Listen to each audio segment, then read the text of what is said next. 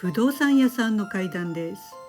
これは仮名ですが、山田さんからいただいたつい最近のお話です。山田さんは通勤途中にあるお寺に毎日参拝するのが日課でした。土日も仕事でしたが、ある週末、山田さんはいつもより早めに退社し、そのお寺に立ち寄ったそうです。そしていつものように参拝して、お寺の敷地内にある木造の給水所に行きました。その給水所はお墓にかける水を汲む場所で、たくさんの桶が並んでいるのですが、ベンチもあり、山田さんにはちょうど良い休憩場所になっていました。もう7月でしたが、まだ夕方は過ごしやすく、山田さんはそのベンチに腰掛けて涼んでいたそうです。すると、カーンカーンカーンという何かの金属を叩くような音が聞こえてきました。給水所のあたりから聞こえてくる感じでしたので、山田さんはふと、何の音かな、どこから聞こえるんだろうと思いました。周りを見渡しても何も音を鳴るようなものは見当たりません。不思議に思った山田さんは持っていたタブレットでその辺一帯を撮影しようとしたそうです。実はこのお寺で不思議なものが映り込むことがよくあったのです。ところが今回はなぜかタブレットが作動しませんでした。あれなんでだと山田さんはタブレットをいじっていると、その金属音は突然鳴りやみました。その間は数分だったそうです。山田さんははっきり給水所の中で音が聞こえたのですが、このお寺では奇妙なことが多々あるので、正体がわからなくてもさほど気にせずにお寺を出たそうです。そして山田さんは地下鉄の駅に着き、ホームを歩いていました。ホームの壁にはホームに並行してたくさんの大きな広告看板がかかっていますが、山田さんがそれをなんとなく見たとき、はっとしました。その大きな看板の表面に、山田さんの進行方向から歩いてくる女性の上半身が反射して映っていたのでした。なぜか上半身だけで足が映っていません。ところが山田さんの正面からは誰も向かってきていないのです。前後左右どちらからも人は歩いていませんでした。その映り込んでいる女性は白黒のボーダーシャツを着た短いボブカットの髪で、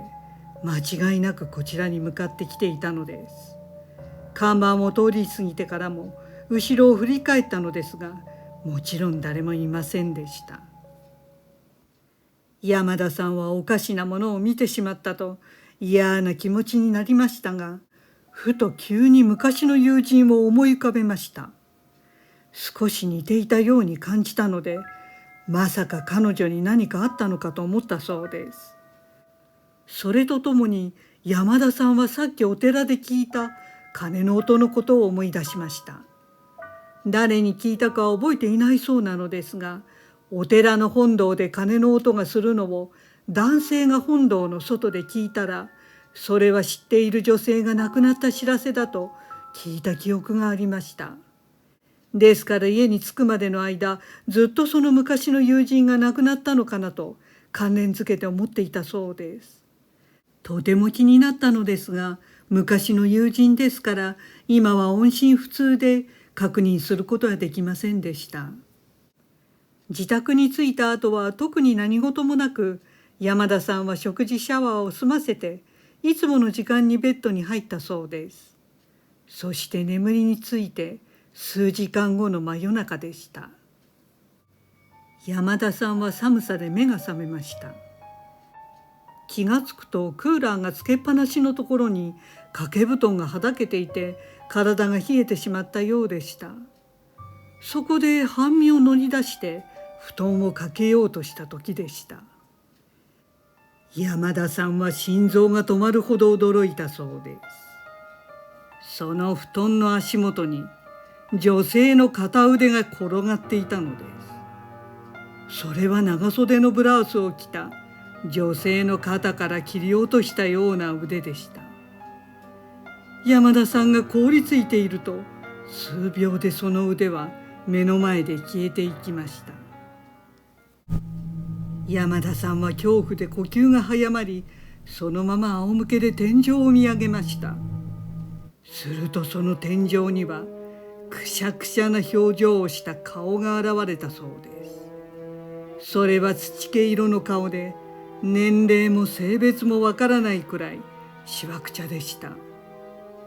山田さんは頭が真っ白になってそのしわくちゃの顔を見つめていました。